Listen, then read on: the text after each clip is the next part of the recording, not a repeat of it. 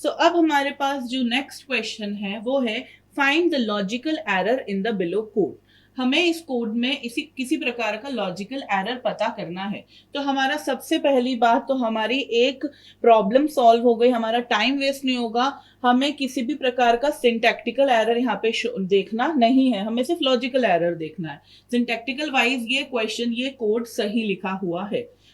हमारा जो कोड है उसमें हमारे पास 3 वेरिएबल्स हैं, आई जे एन, जिसकी वैल्यू हमने इनिशियलाइज करी है 5 से। उसके बाद हमारे पास एक लूप है, फॉर लूप, जिसमें आई की इनिशियल वैल्यू हम दे रहे हैं 1, जो कि हमारा कंडीशन आई कब तक रन करेगा, जब तक वो लेस देन है एन से और आई प्लस प्लस इंक्रीमेंट हो रहा है अपडेट एक्सप्रेशन में। इस लूप के अंदर एक नेस्टेड लूप है, हमने नेस्टिंग परफॉर्म कर रहे हैं।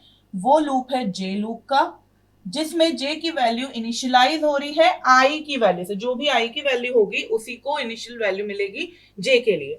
फिर उसके बाद जे कब तक रन हो रहा है, जब तक लेस देन एन है, और यहाँ पे जे भी इंक्रीमेंट हो रहा है, प्लस प्लस हो रहा है। फिर उसके बाद इसके अंदर हम प्रिंट करा रहे हैं, प्रिंट एफ स्टेटमेंट का यूज कर रहे हैं, जिसमें हम परसेंटाइल डी बैकस्लैश एन आई की वैल्यू को हम यहाँ पर प्रिंट करा रहे हैं। फिर उसके बाद हमने इस फॉर लूप के बाहर, आई के फॉर लूप के अंदर बट जे के फॉर लूप के बाहर, हम एक और प्रिंटफ स्टेटमेंट लिख रहे हैं, जिसमें हम सिंपल न्यू लाइन प्रिंट करा रहे हैं और कुछ नहीं। तो ये हमारा क्वेश्चन है। तो ये क्वेश्चन किस तरीके से एग्जीक्यूट होगा, आई जे एक्स एन बन गया हमारा, एन को इनिशियल वैल्यूज मिल गई, तो ये हमारी मेमोरी है। इसमें आई बन गया, जे बन गया एंड देन एन बन गया। एन को इनिशियल वैल्यू मिल गई है 5, तीनों ही इंटीजर टाइप के, तो दो बाइट के हर कोई मेमोरी बन गई। फॉर लूप में आई की इनिशियल वैल्यू मिली 1, फिर हमने कंडीशन चेक करा 1 इज लेस देन 5।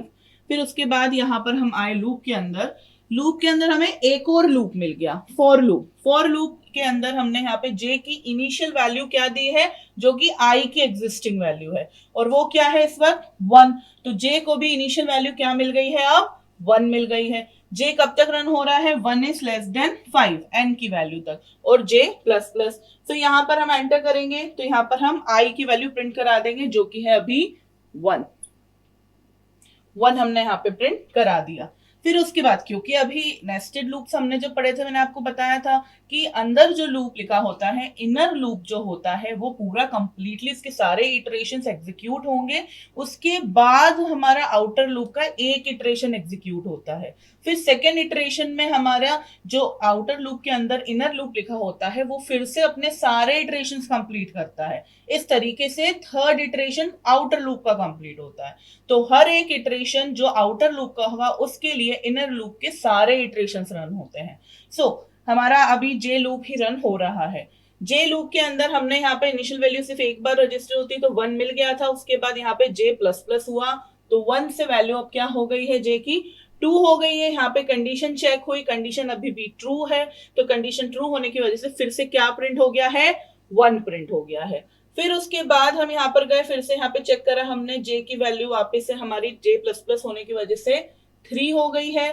3 में हमने चेक करी, कंडीशन 3 इज लेस देन 5, तो कंडीशन ट्रू हो गई, वापस हमारी आई की वैल्यू प्रिंट हो गई 1। हम ध्यान से देखें, यहाँ पे जे प्रिंट नहीं करा रहे थे, हम आई प्रिंट करा रहे थे, और फॉर नाउ अभी के लिए आई की वैल्यू 1 ही है, ठीक है। फिर हम वापस से यहाँ पर जाएंगे, जे प्लस प्लस होने की वजह से जे की वैल्यू 3 से अब क्या हो गई है, 4 हो गई है। 4 होने की वजह से यहाँ पर अब आएंगे, यहाँ पे कंडीशन चेक करेंगे, ट्रू हुआ, यहाँ आए आई प्रिंट हुआ 1।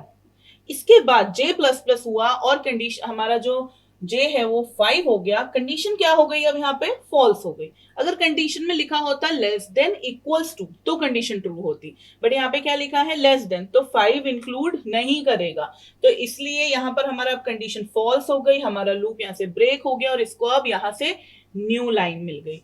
न्यू लाइन मिलने के बाद यहाँ पर गए, एक इटरेशन फॉर लूप जो आई के लिए था वो खत्म हो गया। अब आई का इंक्रीमेंट हुआ 1 से 2।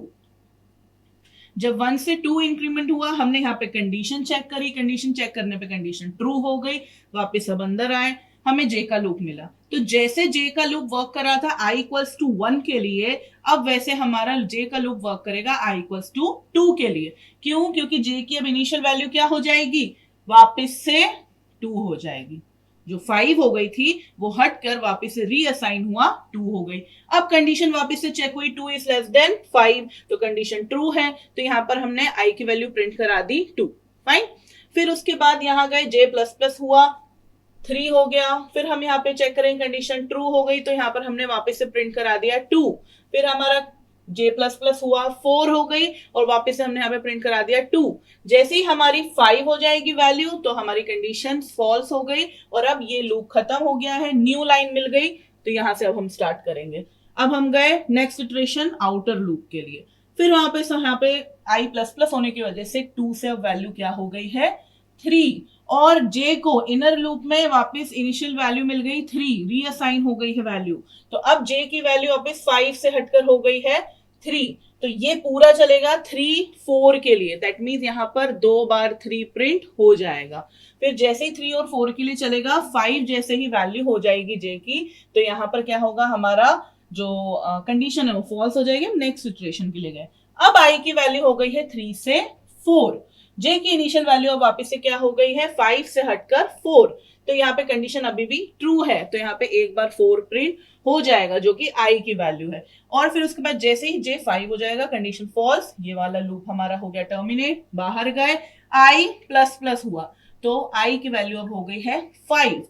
अब यहाँ पे हम कंडीशन चेक करेंगे तो क्या हो जाएगा, कंडीशन हमारी हो जाएगी false, 5 is neither less than 5 और इक्वल्स टू यहाँ पे तो लिखा ही नहीं है, तो इसलिए हमारी कंडीशन क्या हो गई, फॉल्स हो गई। तो ये हमारा आउटपुट प्रिंट हो जाएगा। तो ये था वर्किंग हमारे नेस्टेड लूप्स का। इस क्वेश्चन में मेन चीज समझना ये था, बट हमारा क्वेश्चन था लॉजिकल एरर पता करना। तो मैंने एक चीज यहाँ पे नहीं लिखी, वो थी, मैंने जब आपको फॉर लूप पढ़ाया था तो मैंने आपको ये बताया था, और मैंने सभी टाइम पर आपको बताया है, मैंने आपको कंडीशनल स्टेटमेंट्स के टाइम पर भी बताया था कि अगर आप इफ स्टेटमेंट के आगे भी यहां पर ये लगा देते हैं सेमी कॉलन, जिसको हम टर्मिनेटर भी कहते हैं, दैट मीन्स वो टर्मिनेट कर रहा है उस स्टेटमेंट को, तो यहाँ पे क्या होगा कि इसके बाद जो भी इसके अंदर हमारे स्टेटमेंट्स लिखे होंगे वो एग्जीक्यूट इफ कंडीशन के बेसिस पर नहीं होंगे। वैसे ही फॉर लूप जो यहाँ पे लिखा है, ये यहाँ पर सेमीकोलन लगे होने की वजह से कोई सिंटैक्टिकल एरर नहीं हुआ है। हमने कंप्यूटर को क्या समझा दिया है, कंपाइलर को, कि हमारा स्टेटमेंट ये था और ये यहाँ पर ओवर हो गया है, तो ये लूप वैसे का वैसे ही रन करेगा। i की वैल्यू 1 2 3 4 5 तक जाएगी और 5 पर जाने के बाद ये कंडीशन फॉल्स भी होगी।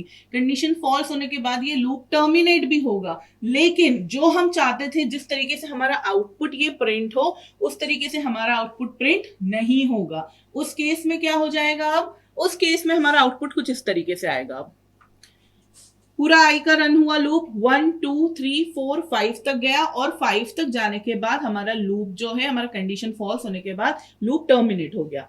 उसके बाद कंपाइलर यहां आया। अब फॉर लूप जो j का है वो विद इन i लूप नहीं बना है, वो एक इंडिविजुअल लूप है, वो कोई इनर लूप नहीं है, तो उसको i की कंडीशन फॉलो करने की जरूरत नहीं है। अब यहाँ पर j की इनिशियल वैल्यू मिल जाएगी 5, क्योंकि i की एग्जीक्यूट होकर वैल्यू लास्ट वैल्यू निकली थी 5, तो हमको यहाँ पर j की वैल्यू मिल गई है 5। अब यहाँ पे कंडीशन चेक होगी 5 इज लेस देन 5, तो उस केस में कंडीशन फॉल्स हो जाएगी, तो लूप अपने फर्स्ट इटरेशन पर ही टर्मिनेट हो गया। दैट मींस ये प्रिंटफ स्टेटमेंट रीड नहीं कर पाया, तो ये यहाँ पर एग्जीक्यूट हुआ ही नहीं, तो यहाँ पे कुछ प्रिंट हुआ ही नहीं। फिर उसके बाद गए हम प्रिंटफ नेक्स्ट लाइन, क्योंकि ये भी एक इंडिविजुअल स्टेटमेंट है, लूप के अंदर तो नहीं लिखा है, क्योंकि ये लूप तो यही टर्मिनेट हो गया था, तो यहाँ पे न्यू लाइन होके कर्सर यहाँ आ जाएगा, यहाँ था तो यहाँ आ जाएगा, बस इतना आउटपुट होगा। तो हमारा लॉजिकल एरर था कि ये जो सेमीकोलन लगा है वो यहाँ नहीं लगा होना चाहिए था।